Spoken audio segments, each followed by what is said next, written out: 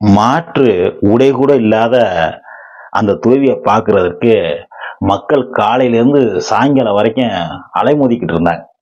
சில பேர் அவருடைய காலை தொட்டு வணங்கி போய்கிட்டு இருந்தாங்க.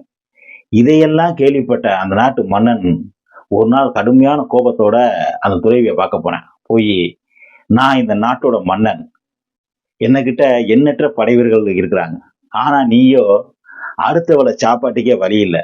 கிட்டத்தட்ட பிச்சைக்கார நிலைமையில் இருக்கிற உனக்கு மட்டும் ஏன் இந்த மக்கள் இவ்வளவு மரியாதை கொடுக்கிறார்கள் என்று சொல்லி கேட்டான்.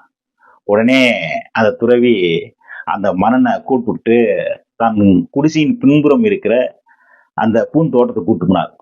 அன்னைக்கு நிறைஞ்ச பௌர்ணமி. வானத்தை சுட்டி காமிச்சு அது என்ன அப்படின்னு சொல்லி கேட்டார். உடனே அவன் நிலா அப்படின்னு சொல்லி சொன்னான். பூந்தோட்டத்துல ரோஜா பூவை செடியை காமிச்சு இது என்ன அப்படின்னு சொல்லி கேட்டார். உடனே அவன் கொஞ்சம் எரிச்சலோட இது ரோஜா அப்படின்னு சொல்லி சொன்னான்.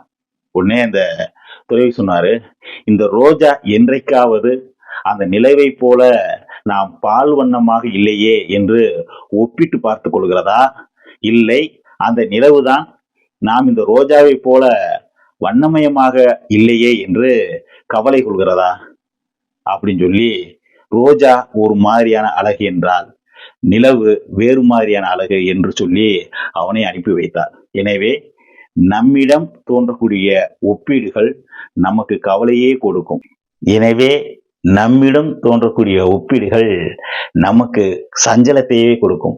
எனவே ஒருவரை ஒருவர் நாம் ஒப்பிட்டு கொண்டு மனக்கவலையுடன் வாழ்வதை விட நமக்கான இயல்புடன் இயல்பான தன்மையுடன் வாழ்ந்து மகிழ்ந்தால் அதுவே பேரின்பம்.